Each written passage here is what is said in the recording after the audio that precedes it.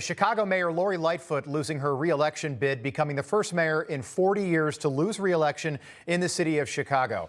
Newsmax correspondent John Glasgow joining us now from the newsroom with an update. John, good morning. Hey, good morning to you, Rob. None of the 9 candidates running for mayor hit the 50% threshold for an outright victory. So Paul Vallas and Brandon Johnson, they're going to face off April 4th in a runoff election. Take a look at the results. Vallas picking up nearly 34% of the votes. Chicago Public Schools CEO running on a campaign to get tough on crime in the city streets. They have seen a rampant uptick in crime there, in murders.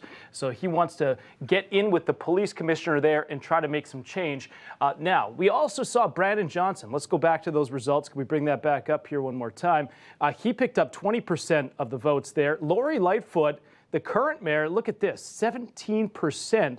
So not doing so well there. She will not make the runoff election. Let's go to those victory speeches, one from Paul Vallas and from Brandon Johnson.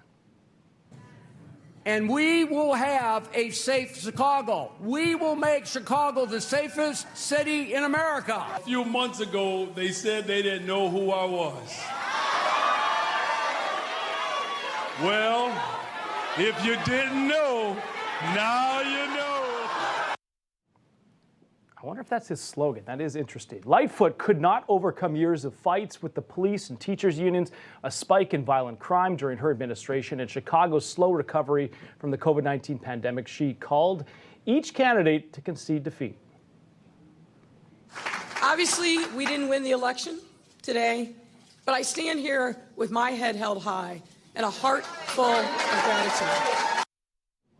All right, so more than 500,000 ballots had been cast by the time that the polls had closed. Chicago elections officials, they are also going to consider the mail-in votes that will be added to that total as they arrive. So we could see those results change slightly depending on how many people had mailed in. But again, that runoff going in April, and we'll see how this all plays out. Send it back to you, Rob. John, thanks for the update. No tie today, John, huh? Yeah, it's right. Yeah, well, all right. Rob, we'll talk. Looks good. It looks good. John Glasgow in the newsroom. Thank you. You're welcome. All right, joining us now for more on the Chicago radio host, Mark Vargas. Lori Lightfoot's last dance, becoming the first mayor, as John just set up for us, in 40 years to lose re-election. That's historic. And for the first time, by the way, in a long time, the polls were right. Did this surprise you?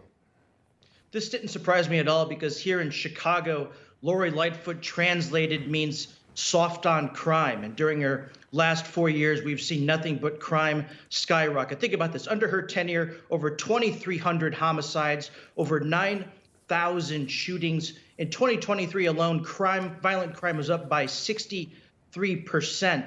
And so there was no surprise given how high the crime numbers are. Chicagoans are sick and tired of it's unsafe to ride the trains. It's unsafe to walk your dog. It's unsafe to shop because of all the rioters and looters. And so that's what's going to be interesting. The two candidates, Vallas and Johnson, couldn't be more further apart. And so this April 4th runoff is going to be very interesting. Yeah, both those candidates said heading into that April 4th runoff that crime and safety are the biggest issues in this race. Take a listen.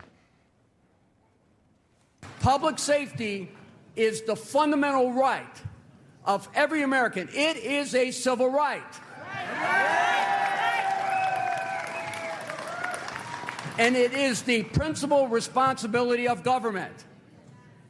And we will have a safe Chicago. We will make Chicago the safest city in America. As good as it feels right now, this moment is just the beginning, Chicago. We got work to do, and we're willing to put in that work. If tonight is proof of anything, it's proof that anything is possible, Chicago. That we can build a Chicago as big and as generous as our promises. All right, so Mark, what happens now? Vallas has got a 14-point lead, but a lot can change over the next 4 weeks. How does this ultimately play out? Who's the next mayor of Chicago? Well, it's going to be very interesting. In their speeches last night, you could tell the differences in their campaign. Vallas was very hopeful about the Chicago that he sees, and Johnson used his platform last night to go on the attack, calling Vallas a Republican. I've known Vallas for a very long time. He is not a Republican, but Vallas comes from a family of police officers. His wife is a police officer. There's 4 police officers in his family. He was endorsed by the Chicago Fraternal Order of Police. And to Johnson and some of his progressive Democrats, that's a bad thing. But what Johnson's going to get caught up, because in the past he's talked about defunding the police. And so he's slowly trying to walk those comments back. But this is going to be a very interesting campaign. Johnson is endorsed by the unions, the teachers unions, the labor unions. So it's going to be a very nasty campaign. Any idea what Lori Lightfoot, where she goes from here? There are rumors that maybe she runs for Congress in a couple of years. Is this truly her swan song, politically speaking, or do you think she tries to come back?